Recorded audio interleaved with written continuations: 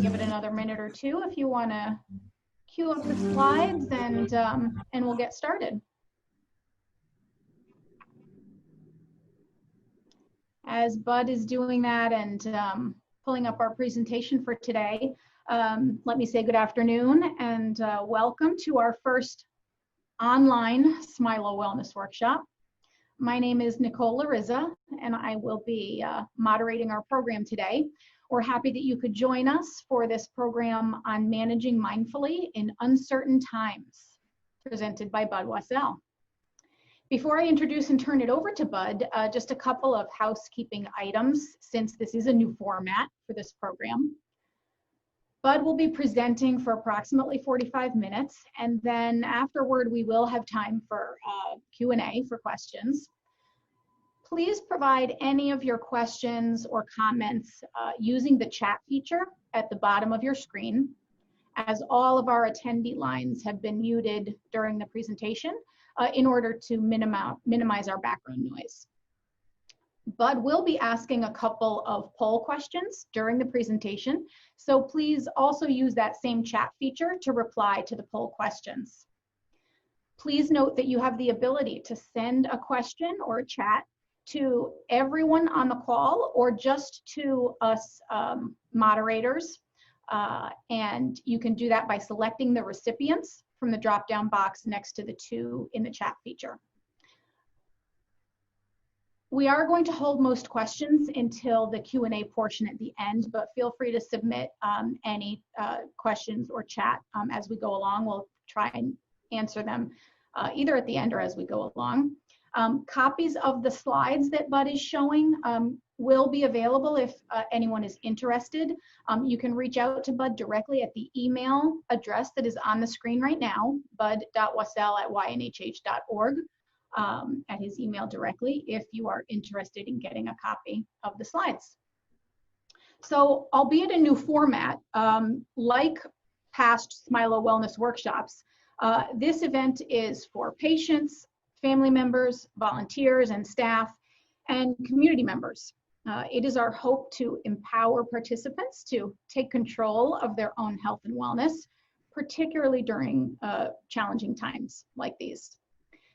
The committee who plans and conducts these workshops consists of Gisela Boxleitner, Mark Lambeck, Bud Wassell, Denise Romano, Danielle Sagnella, Beverly Block, and myself.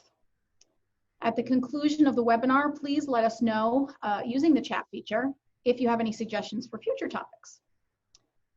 So with all those logistics covered, let's get started. Today's workshop is about managing mindfully in uncertain times. A very timely topic in light of the COVID-19 pandemic. Our presenter is Bud Wassell. Bud is the coordinator of our Employee and Family Resources Program and mindfulness instructor here at Yale New Haven Health System. He is also a certified employee assistance professional and licensed professional counselor. Bud and his team help all of us here at Yale to navigate the stress and demands of everyday life. And I know he'll be doing exactly that for the next 45 minutes or so. So with that, I will turn it over to him. It's all yours, Bud. Thank you, Nicole, and good afternoon and welcome, everyone. Really appreciate your time and hope you find that this is helpful. We're going to be covering a fair amount of material today. We'll do a couple of exercises, and as Nicole said, we'll have a couple of polls.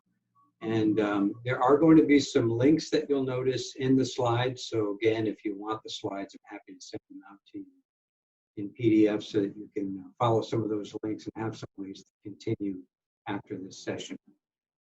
So let's get right into it. I'll start with this quote. To experience peace does not mean that your life is always blissful. It means that you're capable of tapping into a blissful state of mind amidst the normal chaos of a hectic life. And that isn't easy sometimes, right? Especially when we're under circumstances like we're in now, where we really don't know which end is up. We don't know what really to trust, and everything is uncertain. Our whole normal way of life has been upended. But with practice and with some of these techniques, we really can tap into some peaceful moments, kind of like little oases, or maybe you could think of it like the eye of the hurricane in a sense. So let's take a quick pause right now. So this will do a quick little exercise. It'll just last a couple of minutes to start us off. So close your eyes if you're comfortable with that. You're going to keep them slightly open and take a nice full deep breath and turn inward.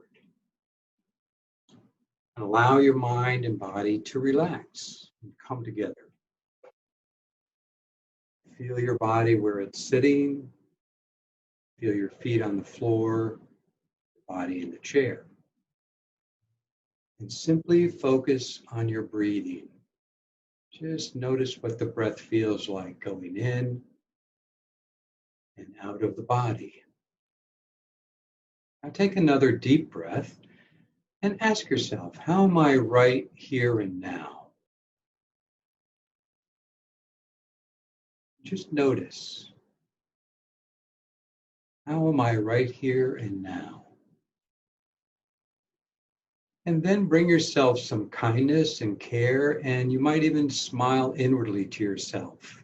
It kind of sends a signal to the nervous system to be calm and at ease. Take another last deep breath in and out, and then open your eyes. So that's a quick pause. It's a quick way to tap into that blissful state of mind. You might notice just how that feels. Maybe compare it a little bit to how you were feeling before we started. Perhaps you've got a lot going on in work and home life, but just for that moment, just notice what that was like. And so for a quick definition for mindfulness, and this is by Jon Kabat-Zinn, mindfulness means paying attention in a particular way, on purpose, in the present moment, and non-judgmentally. So we just did that. We paid attention in a particular way. We followed our breath. We closed our eyes. We got comfortable. We stayed in the present moment by staying with the breath. The breath is always a great anchor to the present moment. And we did it on purpose. So you need to find some time to purposely, with intention, to set aside, even if it's a moment. I'm going to show you brief moments and then a little bit longer periods as well. But so that's mindfulness in a nutshell. However, what about the last part of that definition? Trying to do that with a non-judgmental attitude. Very, very hard these days. Very challenging. If you think about it, all the judgments that arise simply by looking at the news or our phones or all the notifications, all the information that we get, and we have all kinds of opinions, comments, dislikings about things. It's part of our human nature, right? And now more than ever, because we just don't know what's happening to us, what's going to happen to us, to our loved ones, our work, and the world around us, right? So, is there really anyone that's really enjoying this? I mean, honestly, it stinks for all of us, right? So how are you feeling?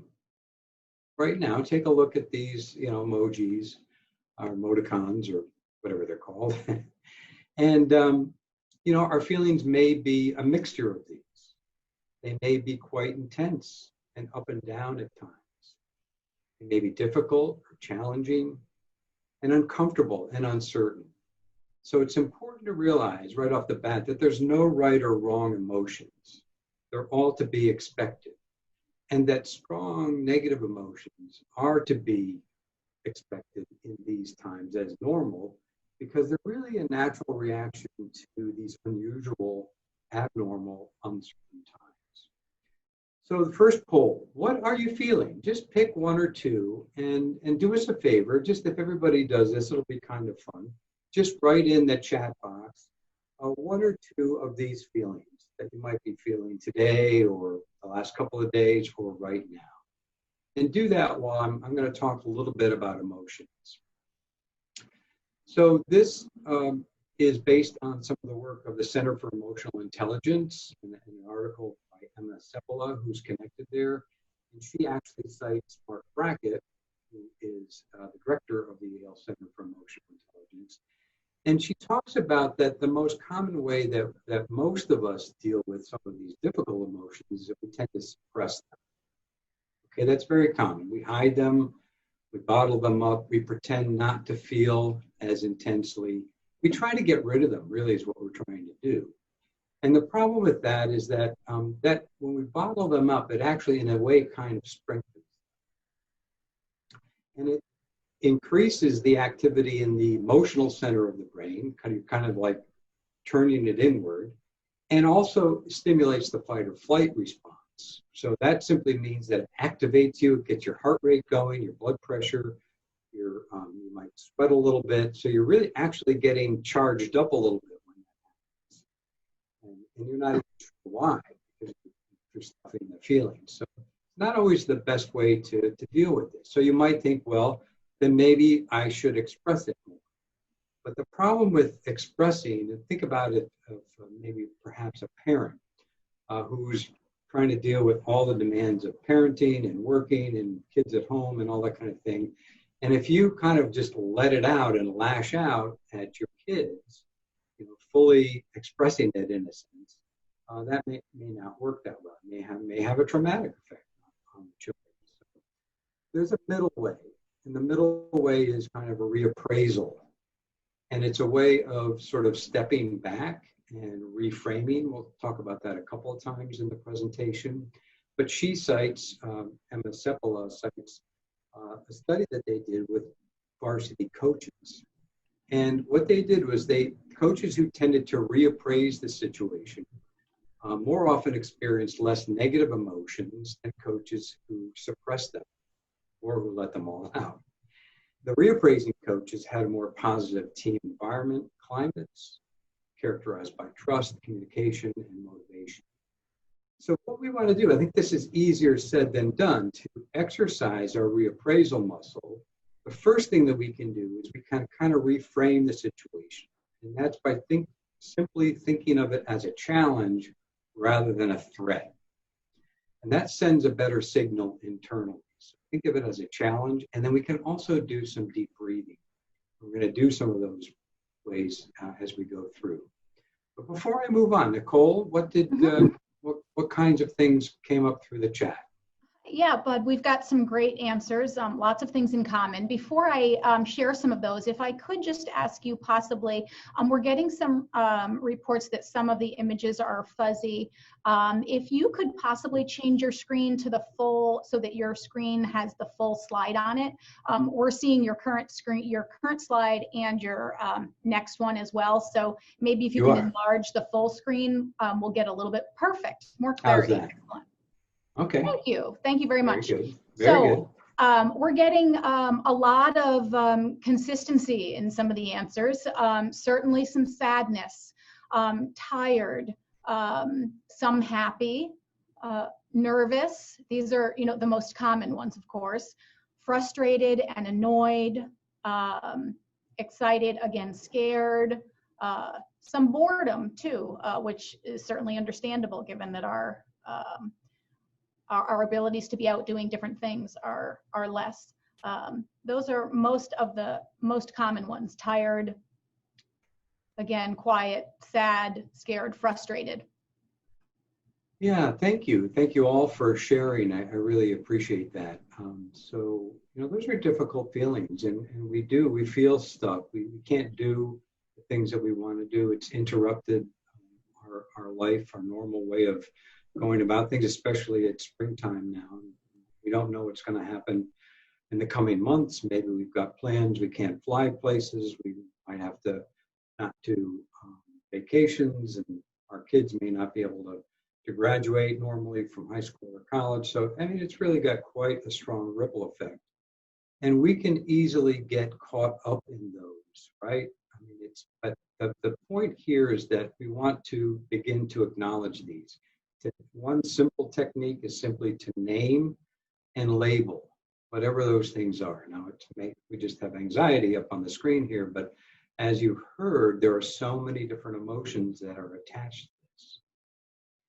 And with some of these mindful awareness techniques, we can learn to, instead of automatically reacting to those, like almost like a knee-jerk reaction, by beginning to first acknowledge it, to feel that anxiety a little bit, if you can, just maybe in small doses, and again, we'll show you a couple of ways to do this.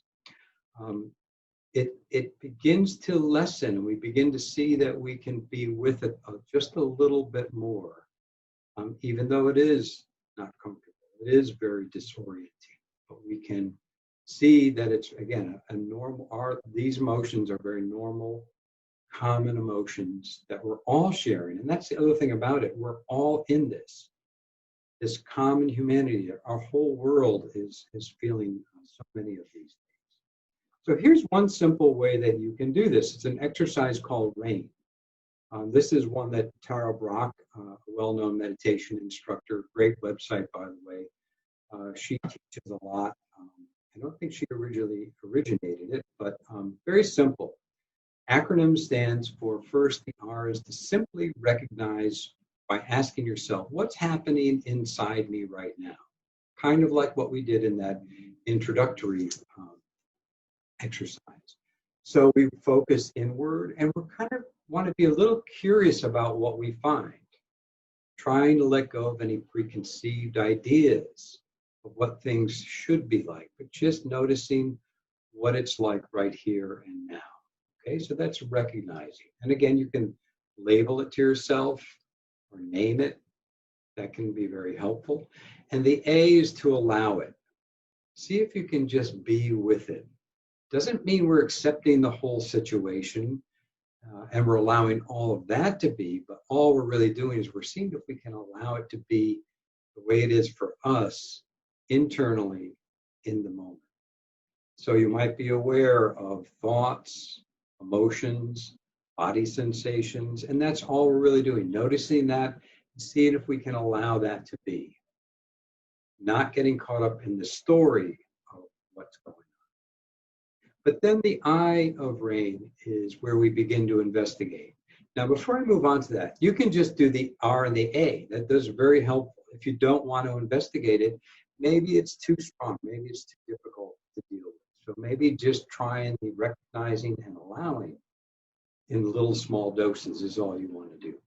But if you want to try to dig a little deeper and try to understand what's going on for you, try the I, and that's to investigate your inner experience, but remembering to do that with kindness, to be gentle with ourselves. We don't want this to be an experience where we kind of beat ourselves up, okay? We really want to be kind and caring and nurturing to ourselves. And once we do that, the N is really the last step. You don't really have to do anything with the N. The N is, in a sense, the outcome. And what we can see is that either we non-identify with it, meaning that we can step back from the original stressor or feeling or whatever it is that's upsetting us and not be as triggered by it. And we can also cultivate this sense of nurturing for ourselves. So RAIN, very, very good way to handle some of this. Another thing to do is just really consider all the information that's out there and try to really focus on maybe some more positive kinds of things. What we're really saying with all this is do what you can to take control and put boundaries around the things that are upsetting so that you consider all the information, you consider maybe the positive side of things, some of the great resources that are available. And remember, what you focus on does expand. So if we continue to focus on the scary statistics and news show after news show, plus what's coming through on social media and all those other outlets, the more you do that, that is going to expand and in a real way, really be what your whole mind and brain is focusing on. What you can do is intentionally try to move off of that, create those boundaries, and try to focus on some of the positive stories. For example, we know that social distancing has helped. It's not comfortable. It's not easy. We can't do what we want to do, but it's moving the curve. We know that there are less hospital admissions, right? We know that there are more discharges. So we're moving in the right direction. And that's kind of what I'm saying for us individually. Try to move ourselves in the right way. Try to unplug when you can. We're so connected these days. Another great article I came across by Judson Brewer, originally from Yale University, but now with, I believe, Brown University and their Center for Mindfulness. And he talks about that our brains are always trying to predict. We're trying to figure out what's going on. Think about this. This is really what we're trying to do. We want to know. We want to predict what's going to happen a week from now, 3 weeks from now, over the summer, next fall. But the problem is we really don't know. Nobody knows. But the brain keeps trying to do that. And so we keep looking for information. And the way it is now, it's sort of like we're drinking out of the information fire hose. It's too much. We can't really discern and figure out what to pay attention to and what's really worthwhile. So if you can, try to limit that, get the information that's helpful to you, and then try to do some things to step back. We're going to really focus on in the presentation. One simple way to do this is the power of a pause.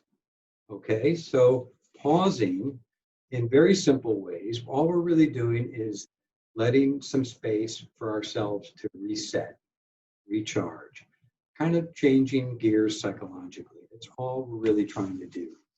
What's happening here is in any given day, stressor after stressor, based on the COVID-19 situation, if we just allow it to be, here's what happens. That stress level gets ratcheted up throughout the day. And just ask yourself, how do you feel emotionally and physically as a result of these stressors? Think about perhaps you might feel it as muscle tension or headaches or tension in the neck or the shoulders or stomach distress. What kind of thoughts do you have? Noticing what thoughts when we're under this kind of situation. Usually it turns to a negative thought process. What emotions are present? You've already shared some of those, but some of the emotions usually tend to be irritability, being sad, being mad. And so it kind of like moves out of proportion to the original stressor event. And of course, this can be very emotionally and physically exhausting. So here's what we want to do. Very simply, we want to try to induce the relaxation response every time there's a stressor. So practicing these little things can really be helpful. This can bring us back down below that baseline so that we're back down into a calm, relaxed state. And we can still be focused, by the way. You can still be focused and relaxed instead of being focused and very stressed. And that's what we're kind of aiming for. So here are some quick pauses. We've all heard about deep breathing, but deep breathing really is helpful if you, first of all, use your belly. So if you're not sure, you can always put your hands on your belly when you're breathing in deep. So as you breathe in, feel the belly expand. And then when you breathe out, and you can do this along with me if you like, make sure that your out breath is longer than your in breath, really so that you empty all the air out. This is the part of the breath that brings on the relaxation response. The in-breath in, that brings in fresh oxygen, is kind of enlivening, but the out-breath lets your mind and your body settle and relax. And really at least three conscious deep breaths is going to be helpful. If you can do more, that's great. It really can make a difference. Try it. Another way is breathing in and then exhaling with a sigh and holding. So same kind of thing, you breathe in deep.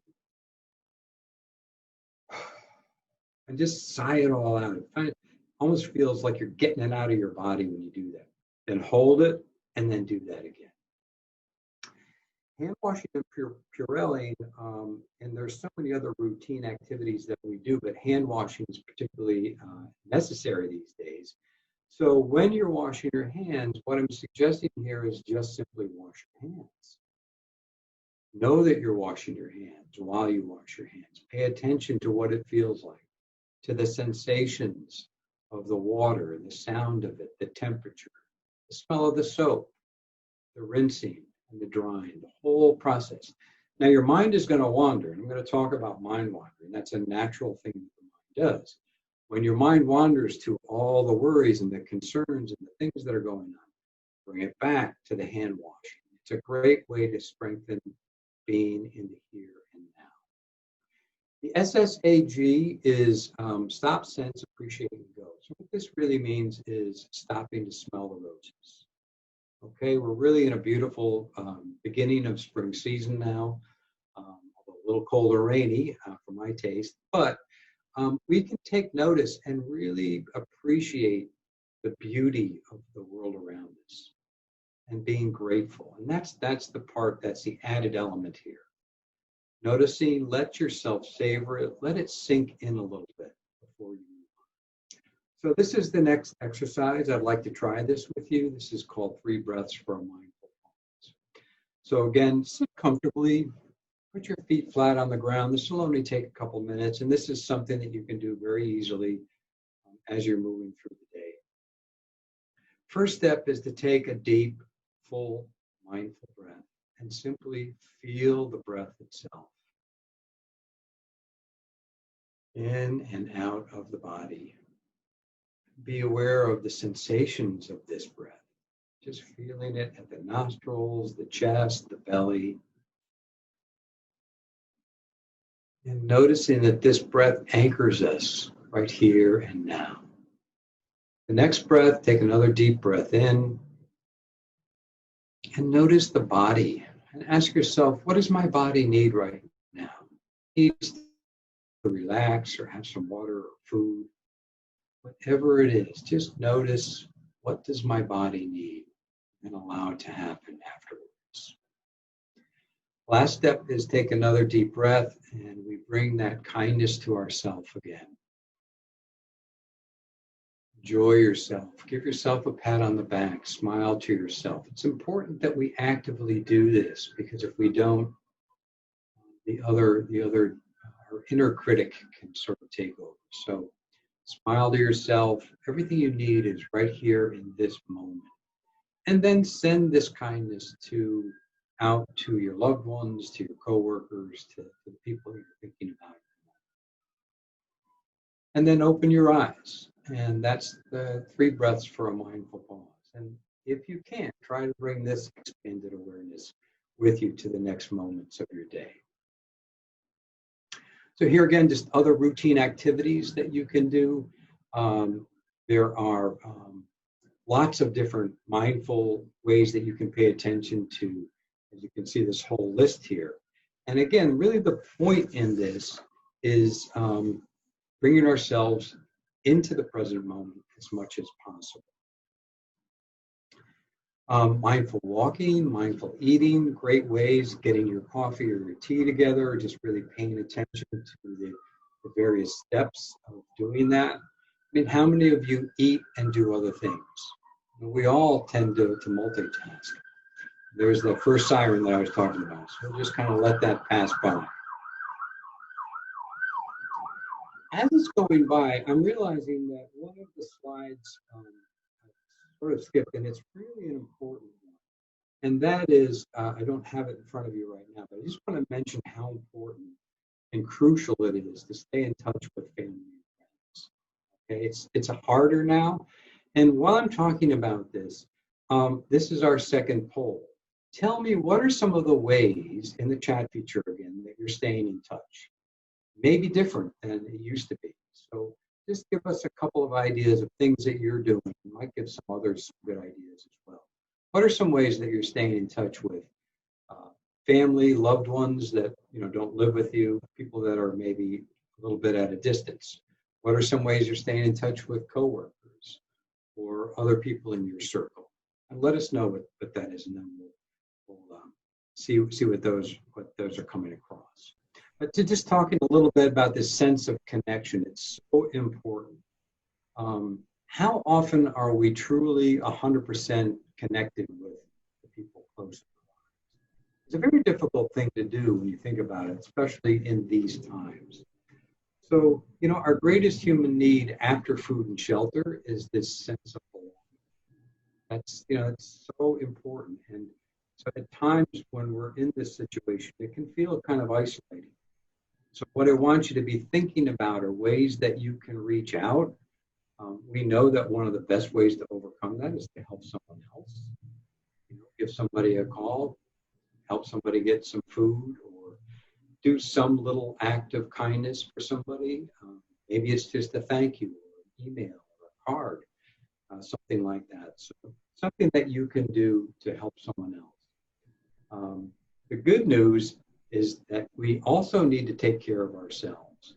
By taking care of ourselves and bringing that self-compassion and kind of getting rid of that inner critic, by one, being mindful, that's the first step in being self-compassionate. Two, that understanding that we're all going through this, that sort of common humanity approach, and then bringing ourselves some kindness. Actively bringing ourselves kindness the way that we would to a loved one. So trying to do that with yourself. This is all such an important way of getting through this. So Nicole, were there some suggestions in the chat feature? Absolutely. I think we're getting a wonderful mix. Certainly many comments, including Zoom, Skype, the digital check-ins and ways to connect that way, or virtually, should we say, with family members, friends. People are, indicating they're checking in with people maybe they hadn't in a long time, reconnecting with people electronically. But interestingly, the other side of the spectrum that we're getting is some of the kind of, let's say, old school communication methods. So people are mentioning writing old-fashioned letters by hand, spending time with pets for some therapy and connection. So I think it's both ends of the spectrum, Bud, and a little bit of everything in between. Wonderful. Well, those are great ideas. So maybe that's given you some ideas about some different ways that you can expand this way of staying connected. It's so important. Now, of course, there's learning other relaxation techniques. And while I'm talking about this, again, give me a little bit of feedback. I bet you already do some things that are relaxing. Give us an idea, again, in the chat feature. What are some things that you're doing now that you find are ways to step back from this craziness, this different world that we're living? What are some things that you're doing that works? So I mentioned deep breathing. This really is one of the best ways. There's lots of different deep breathing techniques. You can easily find them on YouTube, for example. But even doing what I talked about before can be helpful. There's yoga, stretching, Tai Chi. I'm going to show you a stretching slide in just a moment. And our integrative medicine program has some very good Zoom webinars. So I'll show you that too before we finish today. Progressive muscle relaxation, just simply taking each muscle group, tensing them up. So you maybe start with your hands and arms, for example. You tense them up for about 5 seconds and then relax. And then do that systematically through the body. Great way to relax the whole body, get out of the head and into the body. And then, of course, there's guided imagery. Again, you can find that easily, and that might simply be taking yourself to a place that's very peaceful and serene in your mind's eye and doing some breathing into that area and really feeling the place, all the sensations, what it looks like, what it sounds like, what it feels like, what it smells like, even what it tastes like, and putting yourself in that seat. So what are some other ways? Nicole, what did folks come up with? Quite a list of great things here. Dancing, listening to nature sounds as we did at the beginning of the program, reading inspirational quotes, drawing, sketching, artwork, setting up a patio or rooms at home or places to sit and relax, kind of, it sounds like oasis spaces in our own homes where we have a little bit of an escape from maybe the work setup that might be in a different room or at a different desk someplace. Exercising in a part of the house that, again, is different from where we're working.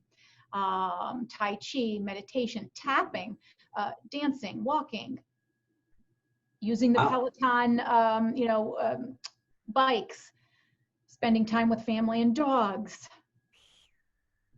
Excellent. All great ideas. Yeah. Well, we should capture that and put it in a handout. Those are wonderful. Thank you so much. Yeah, that's I thought of just things like, gardening, listening to music, or, walking outside in nature and paying attention to the spring. Learning something new, some new activity. I was talking to somebody and she was learning Russian. I'm not sure why Russian, but that was something that interested her. And then she also tuned into a dance party on YouTube. It made her laugh, and it gave her some exercise, and something to look forward to every day. So, but really what we're talking about here is giving yourself a break, literally, but also figuratively. Again, that self-compassion piece is so important, that you take time for yourself to fill your own well so that you have something to give from. So this is really more than just a quick pause. It's a real break, as I mentioned before. Maybe when you're eating, you just eat and pay attention to how good the food is, or your coffee or your tea. Taking a mindful walk, really paying attention to the act of walking, the sensations of walking, but really disengaging from our work or from what's stressing us and moving outside of that, and bringing yourselves again to what you're doing while you're doing it. So movement, I'm going to show you again in a second, but you can do a lot of things indoors. You can't go to the gym, for example, the way we used to right now, but there are lots of creative ways which we've already shown us. But basically, whatever it is that gives you energy, you're kind of avoiding the trains. So you want to do some stretching right now, some simple cat stretches. The one in the middle is a lot like my cat, Louie. And the one on the lower right here, I don't know if you want to try a couple of these, but even just doing a little bit of, stretching slowly and gently, a couple of head rolls, for example. So often we keep tension in the shoulders. Maybe a couple of shoulder rolls, forwards and backwards. As you're doing this, try to do it a little slower than you would normally do it. And try to, again, turn your attention inwards. You can really feel the stretch. Might arch your back a little bit, stretch up towards the ceiling. Almost in a sense, it's like a gentle stretching or a gentle yoga. Slow and easy, paying attention to your breathing, noticing what it feels like as you're doing it. Bring us back into the present moment. And when you do this for 5, 10, 15 minutes, you're going to have a totally different feeling than you will from meditating, but it's a very mindful activity. So at this point, I would like to lead you through a meditation. And this will last, I'm thinking, about 7 minutes or so. It's really easy to do. I'm going to preface it by saying that I am going to ask you to bring up an emotion that you're feeling. So if you don't want to pick a very challenging one that kind of triggers you, maybe pick one that's not quite as difficult, okay? If you don't want to pay attention to that at all, that's your choice as well, and you can stay with the breathing. That's where we're going to start. We'll start with the breathing. We'll see how that works. So find a position where you can be balanced in your chair. That means relatively upright.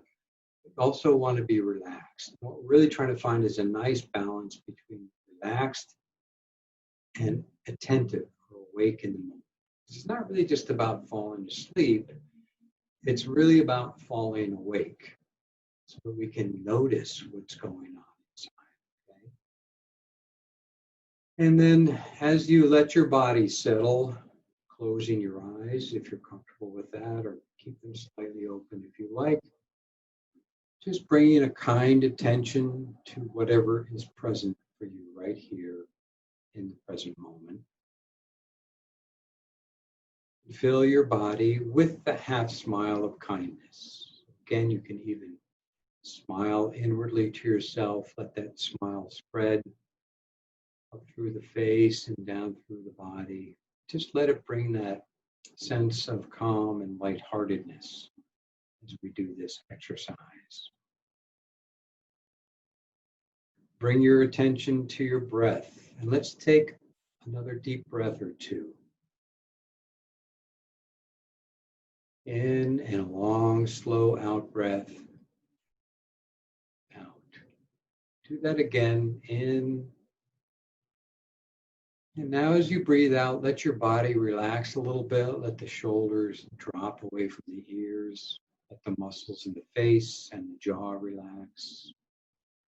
And then just breathe naturally and easily. Just follow the breath with your attention, just noticing when you're breathing in, when you're breathing out. Just paying attention to the actual sensations of your breath, in and out of the body. Just the ebb and flow of our breathing, naturally and easily. Give yourself permission to relax.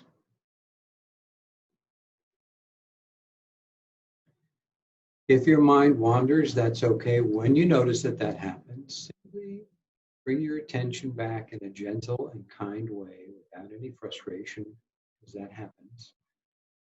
Just bring it back to the next breath. Just feel the next breath anytime your mind wanders.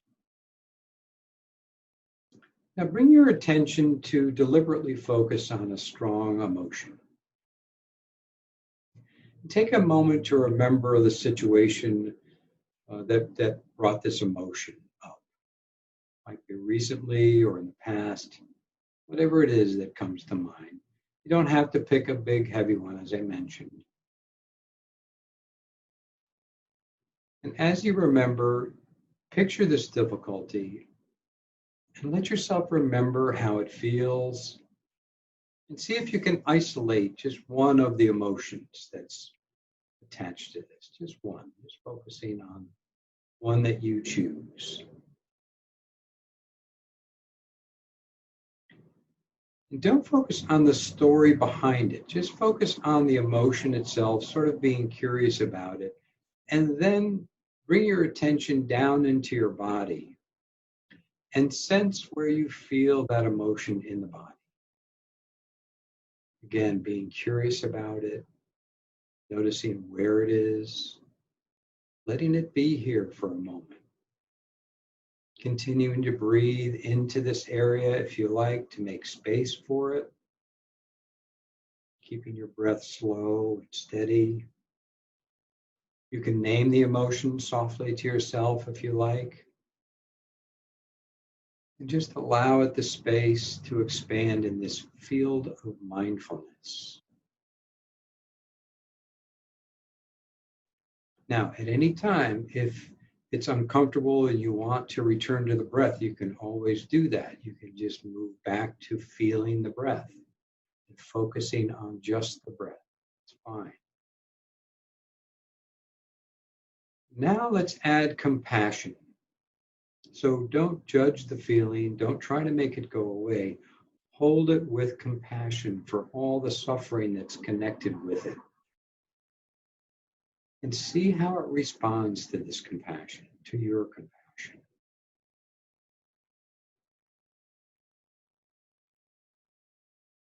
And as you feel this strong feeling, imagine how many others are experiencing the same feeling across the world. And let your compassion grow to include them as well.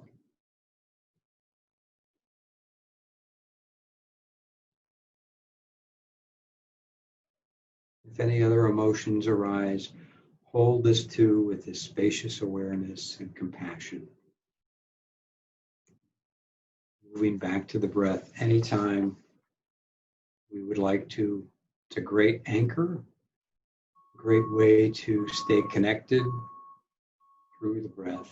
If you feel overwhelmed, that's perfectly fine. The breath can be very grounding.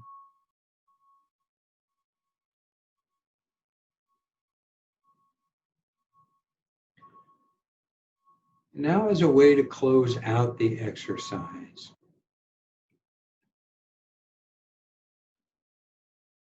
may we all be filled with loving kindness. May we be safe and protected. May we be well in body, mind, strong and healed.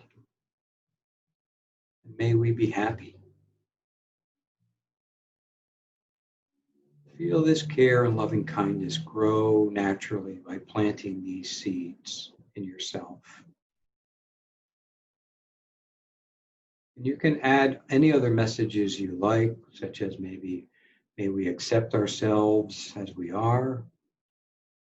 May we feel the joy of being alive. May you trust in your own goodness. May you live with peace and ease. Find those moments of peace.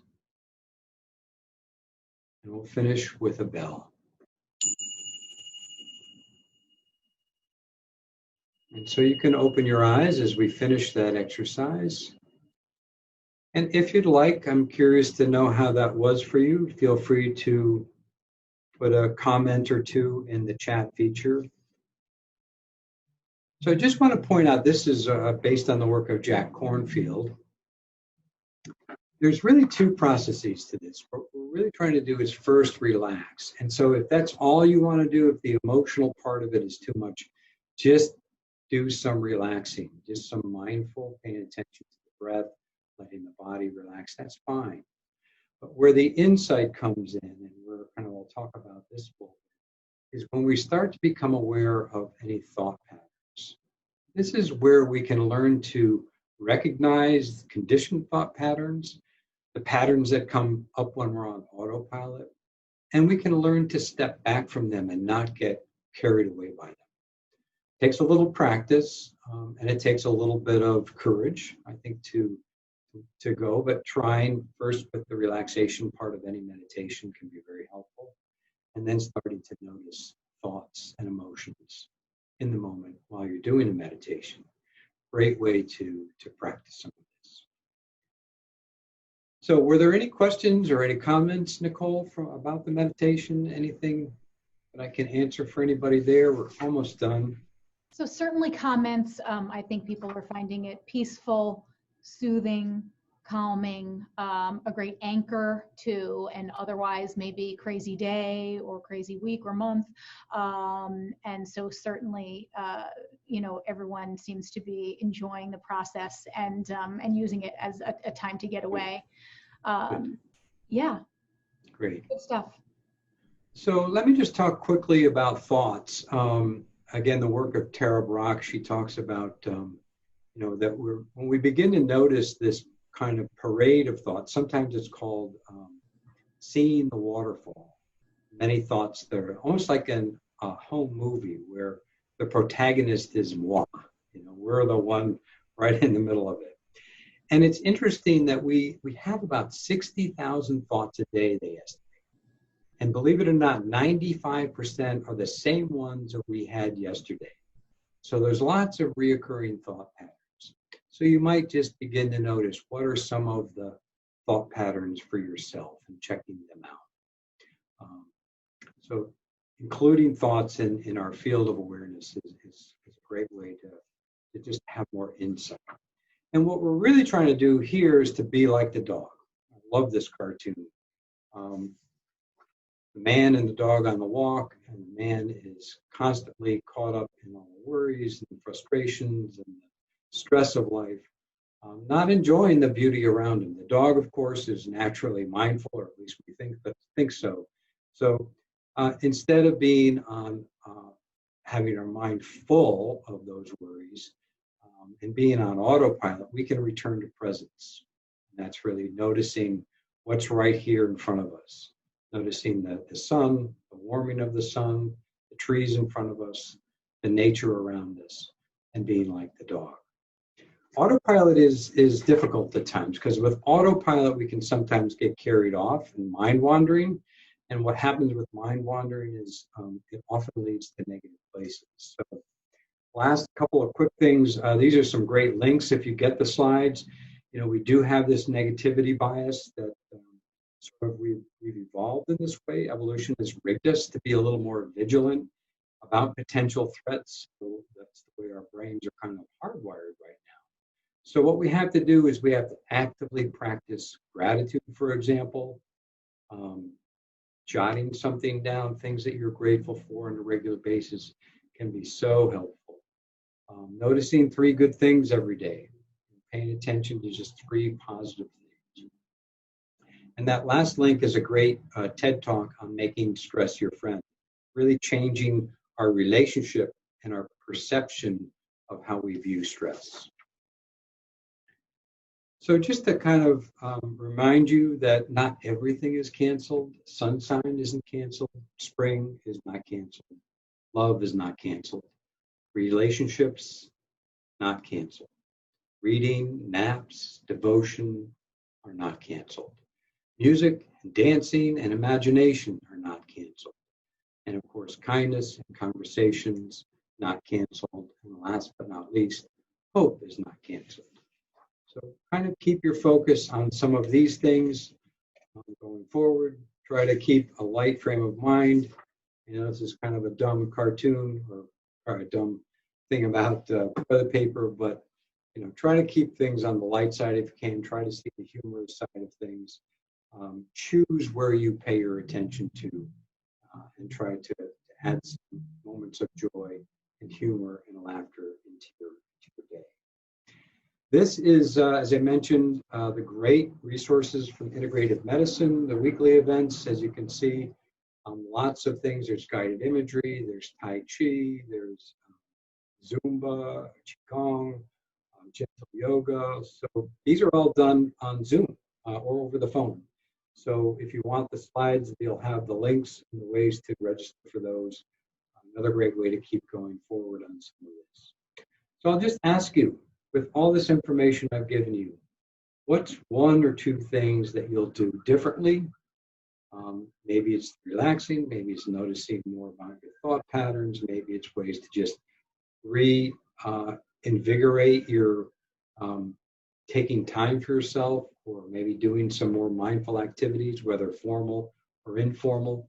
What are some ways that will help you manage the stress better?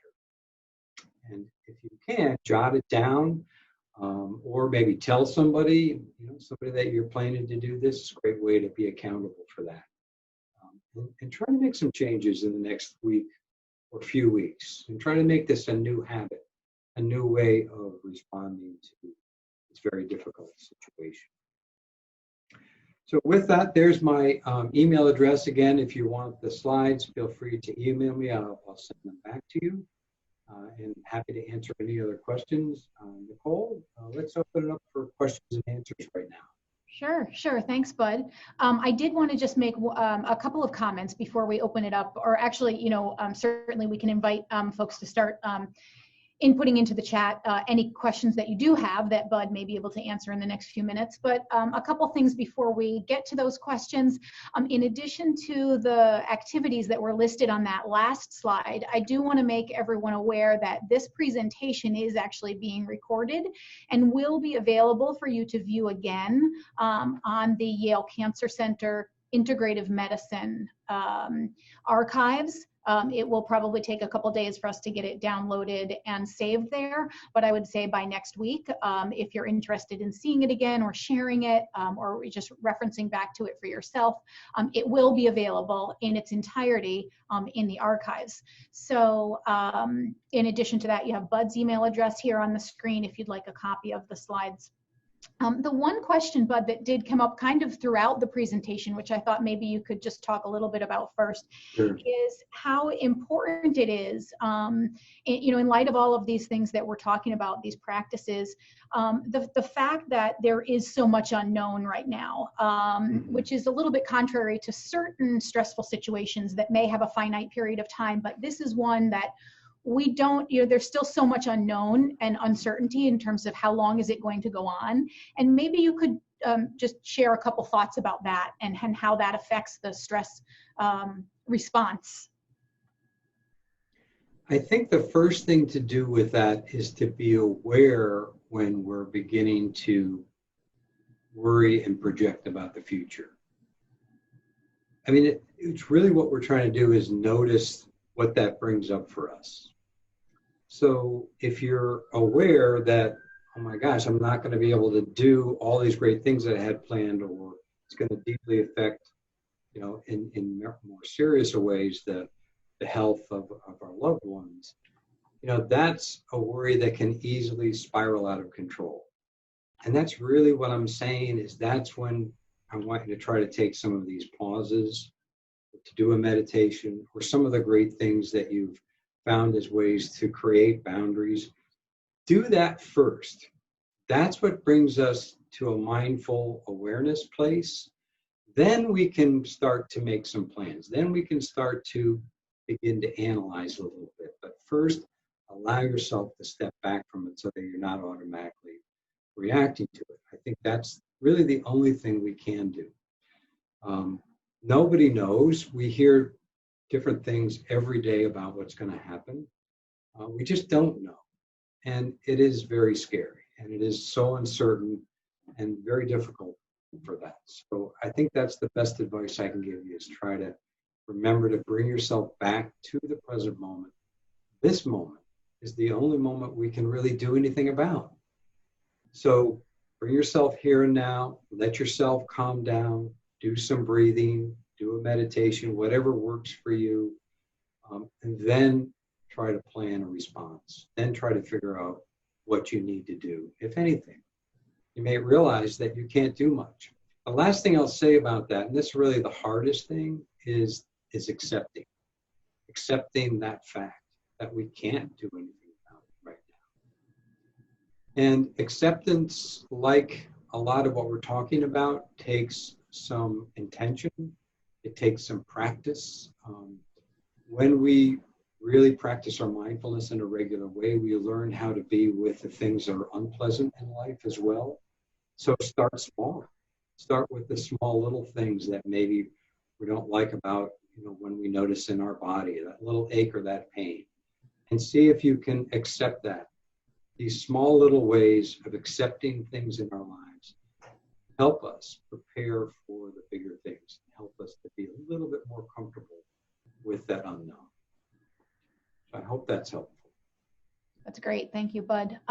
One of the other questions that came up is specific to sleep and how to quiet a racing mind when you can't sleep. Yeah. It's always a good one to revisit. Yeah.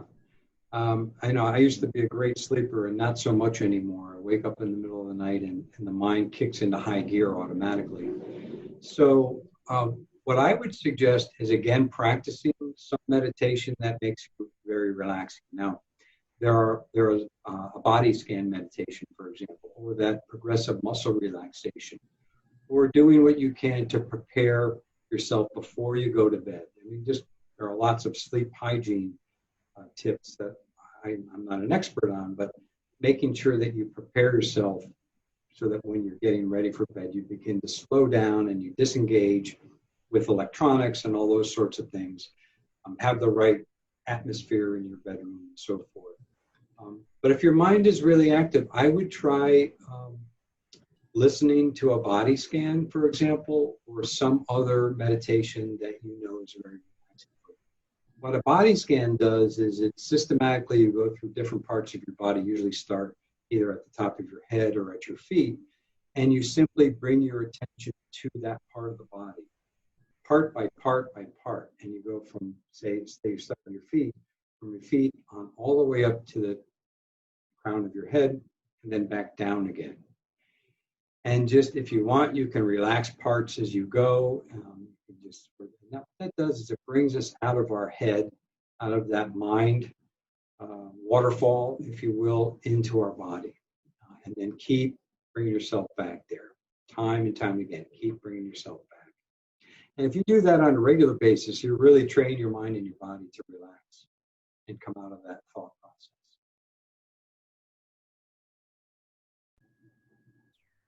Anything else there, Nicole?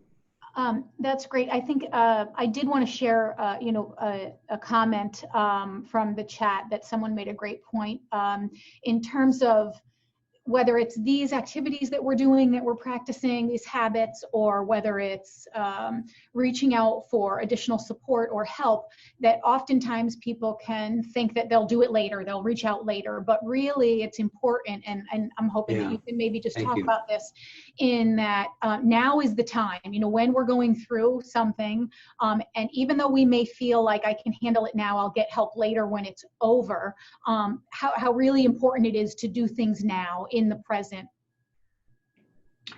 Yeah, I'm so glad you said that, Nicole. I've just put up the slide for employee and family resources. I know there might be some employees on the call or on the Zoom.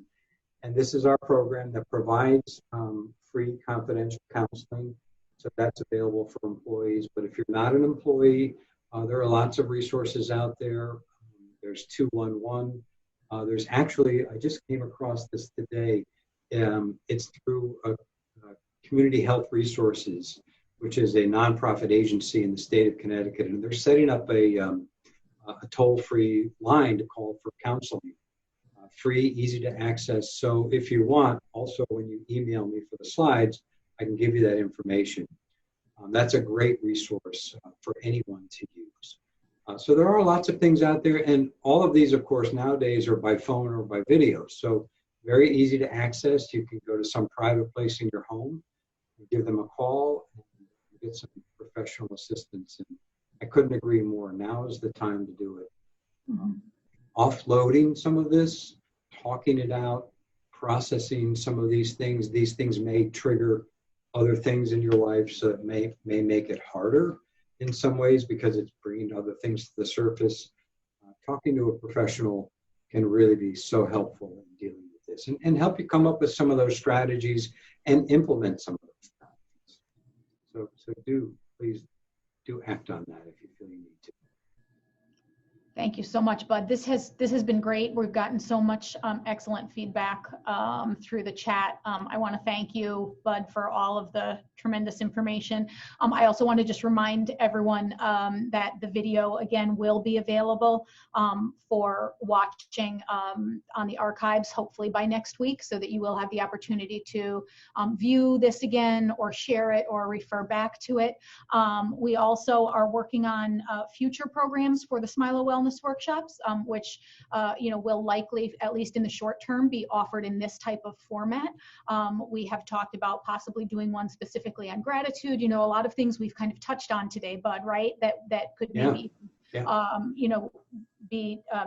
dive into a little bit deeper. Yeah. But if anybody who's still on the line has some other suggestions for topics that you'd like to see, please do shoot them to us in the chat so that we can know what you're interested in learning more about for our future programs. And again, reach out to Bud if you'd like copies of the slides, or shoot us any last thoughts or questions, and we will try and get back to you offline. Thank you, everyone, for participating. We are a minute or two after 2 o'clock, so we want to wish you a great day and the rest of the week and a happy weekend, and hope that everybody on the line stays safe and healthy over these next few days and weeks. Take care, everyone. Thank you, Bud, for everything that you shared with us today. May you all be safe. May you be well. May you be happy.